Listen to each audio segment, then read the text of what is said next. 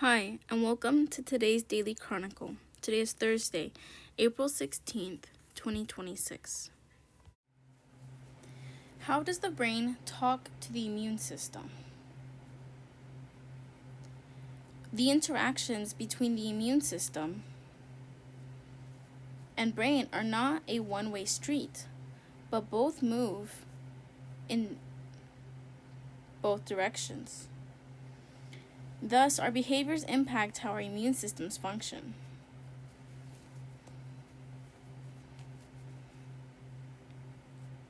One particularly notable piece of evidence for brain regulation of immune function is that it turns out that learning a new association can impact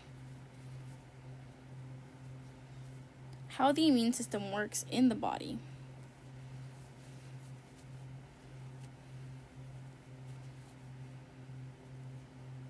For instance, the levels of antibody in the bloodstream. Here, we'll discuss some of the ways behavior, and for this, we will define it as a perceptual process that begins in the brain and manifests as an action or output, can profoundly impact how our immune system works.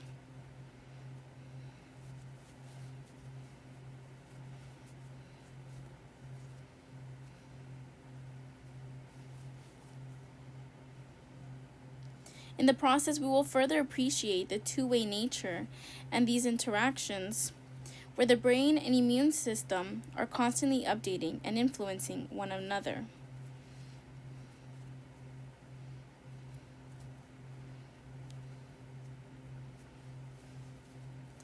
Behavioral conditioning of the immune system. How do we know that the brain talks to the immune system? In classical or Pavlovian conditioning in behavioral neuroscience,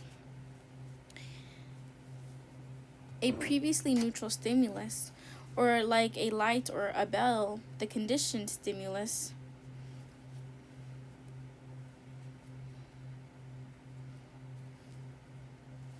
becomes associated with a particular outcome like fear-induced freezing.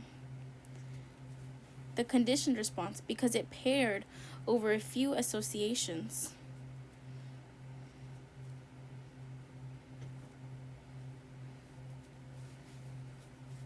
With something like a foot shock,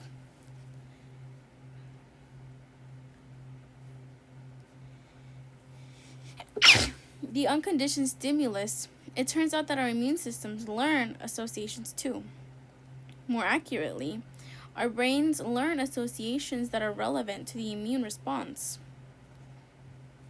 And this results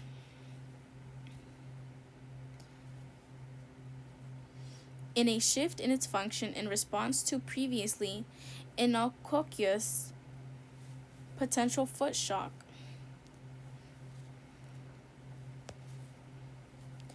It is possible to pair a particular tasting beverage with the change in antibody production. What? Here's how it works.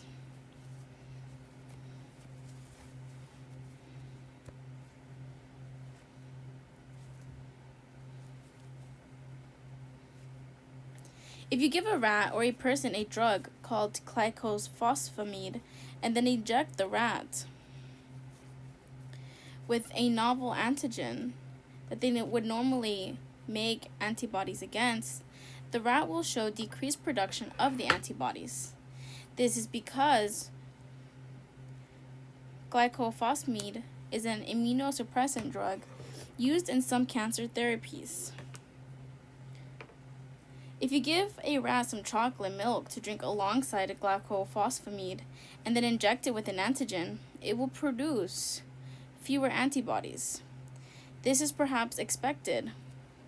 Chocolate milk itself should not change the immunosuppressant properties of glycosphosphamide. But here's where it gets interesting. Later, if you give the rat chocolate milk alone, the rat will exhibit immunosuppression and produce fewer antibodies of the same antigen.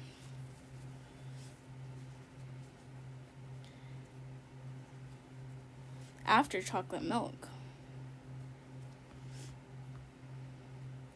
Experiments where stimuli get coupled to the immunosuppressants work in humans too.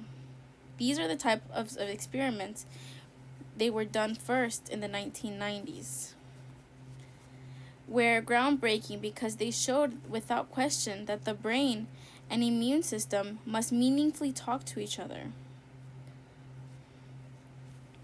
At that point, the race was on to determine the mechanisms underlying the crosstalk, which we will cover below.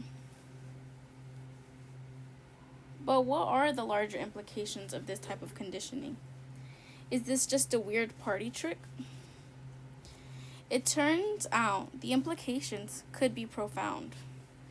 For instance, one big problem is the treatment of many cancers is that patients experience nausea in response to chemotherapeutic treatments. Worse yet is that patients begin, because of classical conditioning, to the chemotherapeutic treatments. Worse yet, because of classical conditioning, to associate the very environment in which they receive the treatments with nausea, even if they are no longer receiving any drug. This type of nausea can be completely debilitating, and for this reason, some medical centers have begun to randomize the rooms in which patients receive their treatments in order to limit these associations. More troubling is the possibility that a given environment could on its own induce immunosuppression, much like that of chocolate milk. This would be devastating for already immunocompromised patients during the recovery. The good news is that just as the immune system can be suppressed via association, it can also be enhanced. There is evidence in rodents that transient activation of the so-called reward circuit of the brain, the ventral tegmental area, can augment immune responses like antibody production, bacterial killing, and even anti-tumor activity in the periphery. These results raise the possibility that such enhancement with chocolate milk can boost antibody production to the later presentation of the chocolate milk alone. This, in a way, is the opposite of the experiment where chocolate milk was coupled with an immunosuppressant drug. In this case, we pair the presentation of the antigen with the chocolatey treat, making the chocolate treat itself stimulate antibody production. Once again, the implications of these types of associations are profound, and they likely contribute to the placebo effect, in which patients regarding the potential treatment are often just as powerful in causing biological effect. In this case, a change in the immune response as the drug itself. This often doesn't mean the drug doesn't work, but rather our neuroimmune link works well. Latina and child-free, my sterilization journey. I knew that I would never want children, so why delay the inevitable? As I sat in yet another doctor's office in February of this year, I flipped through my sterilization binder with my leg bouncing in anticipation. I was 21 years old when I decided to get sterilized, and now it's just been over 2 years of waiting. In that time, I experienced 2 health insurance switches and met with several doctors who questioned my decision, mainly because of my age. However, it's been far longer since I decided I would never want children. Growing up in a large Latinx household, I was surrounded by children of various ages. Nieces, nephews, and cousins spread across Los Angeles that would converge during special occasions.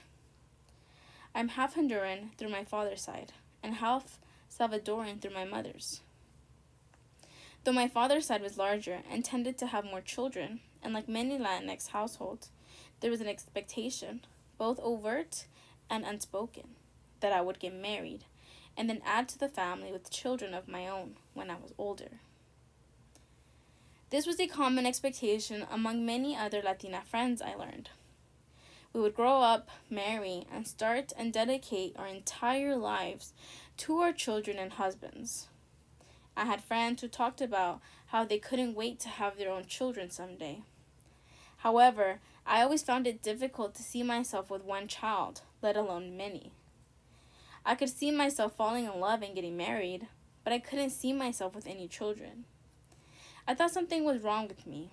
After all, the rhetoric that a woman's ultimate purpose in life was to have children was not just told to me by family, but by all of society. However, as I grew and realized more and more of what having children entailed, I became less certain. I could see, through example, the amount of sacrifice it took.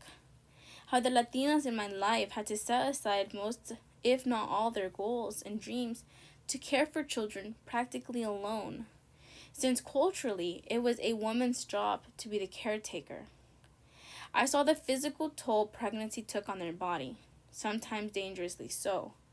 I heard how expensive just delivering a baby, let alone raising them, was. I also saw that it seemed to be so strange that society should care so deeply about women becoming mothers, but then villainize them for it at the same time. As a teenager, I began to more openly express that I may not want to have children in the future. Every single time I was met with ridicule or condescension by family members or even sometimes strangers. I was told I would change my mind. I was told that I was far too young to make that decision. I was told that not wanting children made me selfish. I was told that I would be alone forever because los hombres want someone to continue their legacy. I could honestly fill a book with the amount of things people told me. Through all of this, the only thing these questions and statements did was solidify my decision. I knew I never wanted to get pregnant. So if I changed my mind, I would rather adopt one of the hundreds of thousands of children without homes. If I was too young to decide that I didn't want kids, then I was far too young to decide that I did. I felt it would be more selfish to have children when I knew I didn't want them than not to have any. As for the last one, I have many thoughts on the idea of legacy, but I will leave it at this. I do not live my life based on what men want. So in college, I started doing extensive research into my options to remain child-free. And my first decision was not sterilization. It was a long-term birth control. Nexplanon, to be specific. A very small rod that was implanted into my arm that protected me for 3 years at a time. I say this because for some reason many people think I chose sterilization on a whim. That I woke up one day and thought tying my tubes sounded like a fun, trendy thing to do. My decision came after 2 years of extensive research and talking to my doctor. Through the research, I learned that according to a 2021 Pew Research Center survey, 44% of non-parents younger than 50 say it's unlikely they will have children. And of those, 56% say it's simply because they don't want them. I realized that I was not alone in my journey. My decision came after talking with people currently trying to get sterilized or who had already gotten the surgery. My decision came after realizing that although I did love my birth control, it didn't make sense for me anymore when I knew that I would never want children. So why delay the inevitable? So I began the active journey to sterilization. One of the few things I learned was what was covered by my insurance in California. In California, it is required by law that health insurance cover contraceptive methods, including sterilization, at little to no cost, according to the Office of the California Surgeon General. The same isn't true for more restrictive states, where although some of the costs may be covered, that is not guaranteed, and the procedure can cost hundreds to even thousands of dollars. Despite that, I made sure to carefully read my benefits. My benefits stated that all sterilization is considered a form of birth control, and therefore preventative care is covered at 100%. After that, I scheduled an appointment with a doctor licensed to perform the surgeries in Los Angeles. I knew going into it, I was more than likely not going to receive a yes for a few reasons. I was under 30, I had no children, and because many doctors are allowed to say no to the procedure because of personal opinions, I was not prepared on how awful my first experience was. The doctor spent 40 minutes going into how my decision would affect him personally, how maybe I should lose weight first, and then proceeded to schedule me an appointment for an intrauterine device, IUD, despite me explicitly stating that I did not want one. I decided then that I needed a different approach. Through my research, I found a community of people like me who wanted to be sterilized on Reddit through a forum called r/childfree. I was able to find resources as well as a user who created a sterilization binder, as she explained what each form was. I created mine following her format and took it to my primary doctor for her to go over. She loved it and expressed how she had never seen something like this. From then on, I took this binder with me to every appointment with every doctor. While searching for another doctor to see me, I discovered that my insurance had capped me to a single hospital in my city, and I could only see doctors who were licensed to perform surgeries at the hospital.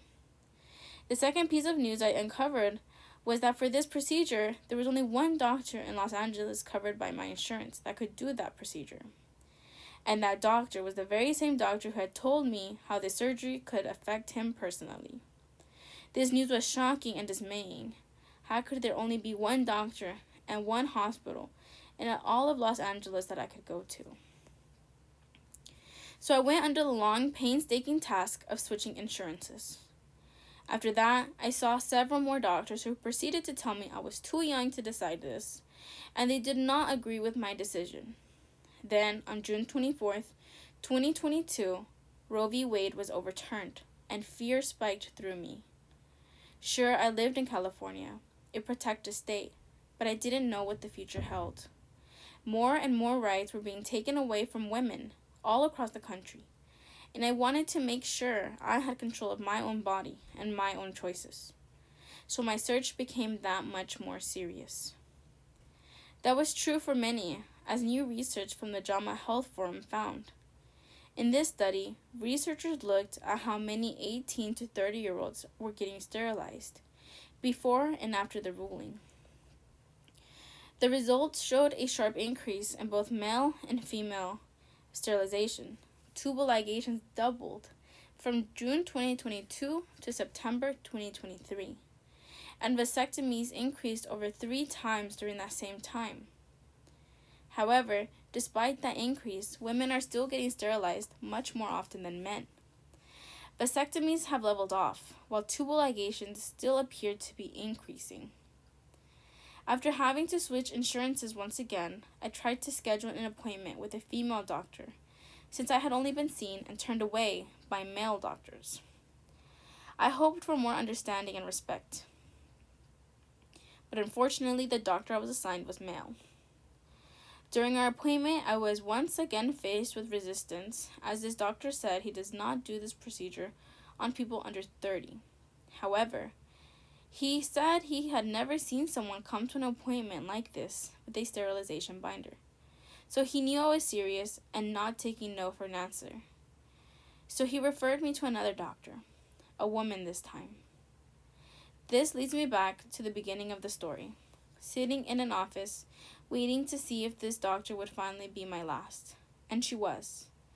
After making sure I understood the risks with tubal ligation surgery and flipping through my binder, she proceeded to say, "Okay, well, I'll put you on the wait list and will contact you for a date." So casually, as if she didn't just change my life.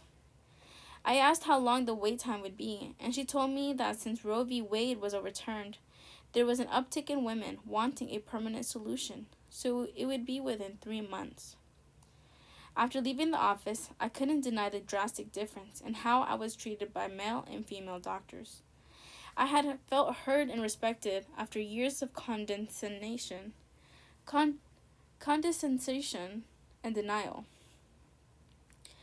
Surprisingly, I didn't have to wait even a month for my surgery date, which was scheduled for the next month. I was so incredibly excited and prepared as quickly as I could for the big day.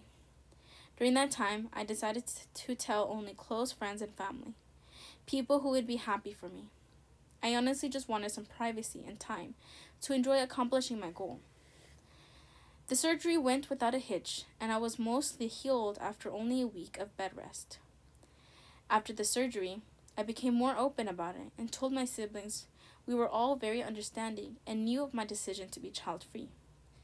As for the rest of my familia, I decided that if they asked again about cuando vas a tener hijos, I would be honest.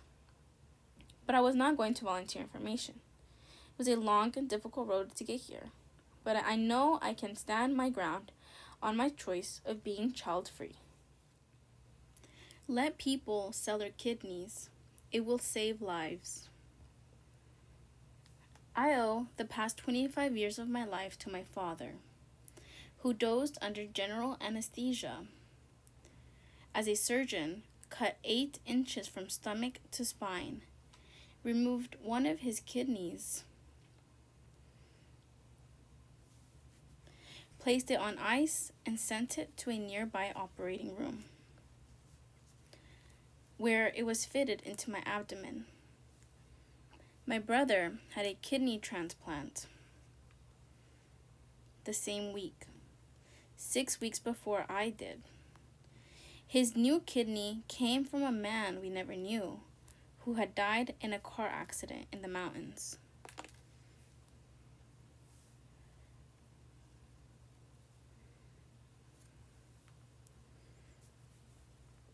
We were teenagers, afflicted with congenital kidney disease, but we were lucky.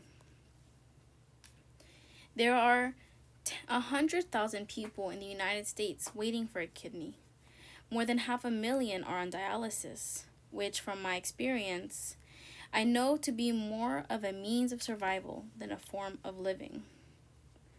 About 4,000 people die each year waiting for a kidney. Another 4,000 become too sick to undergo surgery, a gentler way of saying that they too die. The National Kidney Foundation estimates that without more investment in preventing diabetes and other ailments, more than 1 million people will be suffering from kidney failure by 2030, up from 800,000 now. These numbers illuminate a story of largely preventable suffering. Hundreds of millions of healthy people walk the streets quietly, carrying 2 kidneys. They need only one. The head scratcher is how to get kidneys from people who have one to spare into the people who need one. Getting them from genetically modified pigs, as was recently found possible, won't be a widespread solution for a very long time. There's a simpler and long overdue answer. People pay for their kidneys. Creating a market for kidneys is not a new concept, but it's historically been met with disgust. Sell what?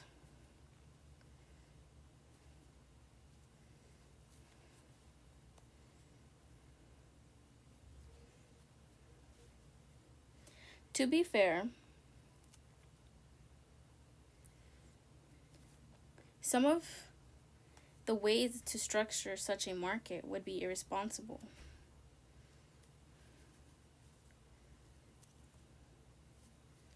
Coercive, and deserving of that disgust.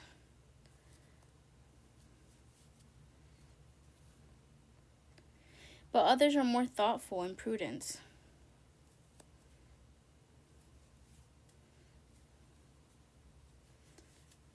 One approach is to make the federal government the sole purchaser of kidneys.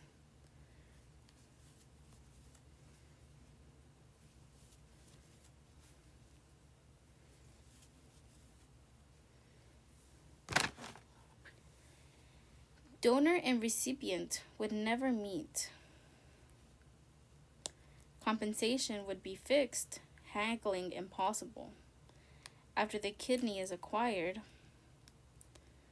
the transplant process would unfold in a typical manner. This idea fits nicely within today's health economics. Through a quirk of a 50-year-old law, Medicare is the primary insurer for anyone of any age in need of dialysis or a transplant. This has extended the lives of hundreds of thousands of people. It has also been costly with end-stage renal disease patients, accounting for about 7% of Medicare spending, despite constituting 1% of its users. Because transplants are ultimately cheaper than dialysis, if Medicare started paying people to donate kidneys, fewer people would need to survive on dialysis, and Medicare would need less taxpayer money to cover it. Federal law presents the first and most significant hurdle to a market for kidneys. The 1984 National Organ Transplant Act, NOTA for short, makes it unlawful to knowingly acquire, receive, or otherwise transfer any human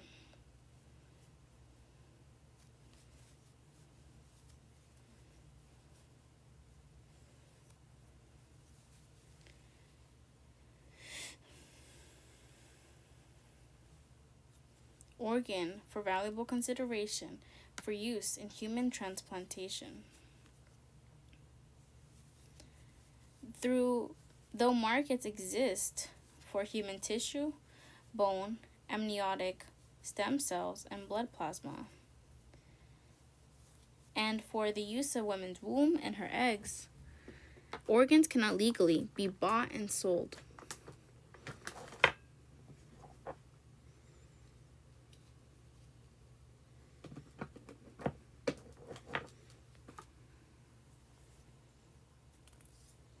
For several decades, efforts to persuade people to become kidney donors haven't increased the number of volunteers. There were roughly 6,000 living kidney donors in 2000. There were roughly 6,000 in 2023. The only way to get more donors is to change the law. One organization, the Coalition to Modify NOTA, hopes to legalize compensation and then pass a federal law it has titled the End Kidney Deaths Act. As it's written, it would award living donors $50,000 over 5 years, $10,000 per year, through refundable tax credits. The coalition says it has held meetings with nearly 100 legislators of both parties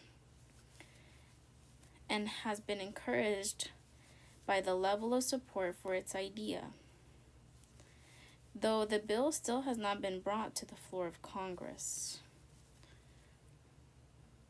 Other proposals meant to solve kidney donation shortages abound. Several bills have recently been introduced to Congress, including one that would prohibit life and disability insurance companies from denying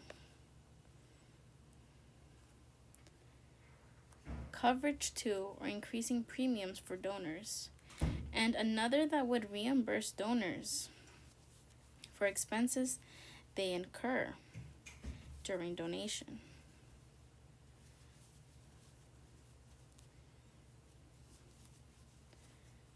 Two Colorado state representatives, one Democratic and one Republican, have drafted their own proposal for a statewide tax credit, of up to $40,000 for organ donors. A representative of England in New Hampshire is trying to create an open market for organs in his state.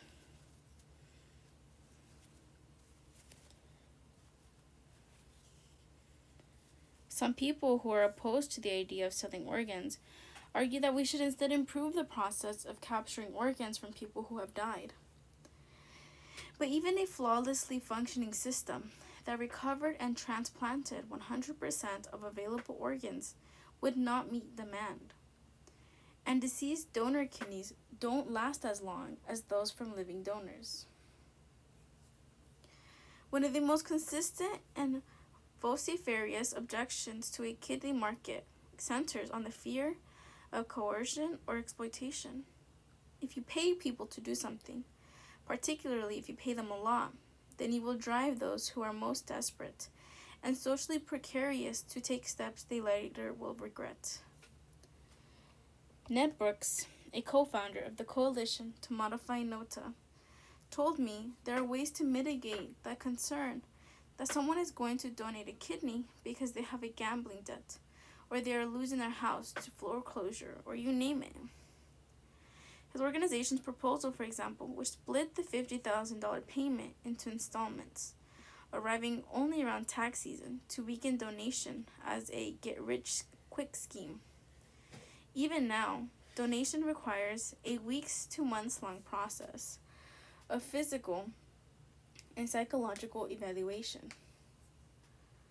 Compensating donors could also go a long way to reducing current inequities. Black patients are more than 3 times as likely to develop kidney failure as white patients. And under today's system, white patients are about 4 times as likely as black patients to receive a living kidney donation within 2 years of needing one. While there are many reasons for this imbalance, one critical factor is that white people generally possess social networks saturated with volunteers who are able to make the kinds of accommodations needed for major surgery. Compensation would broaden the pool of available kidneys for those who lack these social networks. Alongside the flurry of political activity surrounding organ donation, a shift in attitudes among the public seems to be underway, making this moment particularly ripe for legislative change.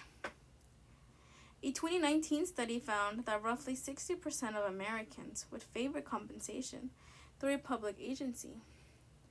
And this number, depending on the form of compensation, would increase to 70% to 80% if such a system eliminated kidney shortages. This is a rare, nonpartisan idea that is highly polarized moment and could save the dozen people who die every day waiting for a kidney. The kidney has been ticking along since August of 1998, far longer than the average transplantation. It will give out some time, maybe before my children graduate high school. It will almost certainly fail before any children they may have are born. Still, I've lived 25 years. I would not have otherwise. I hope for a world in which others, many others, are given such an exquisite gift.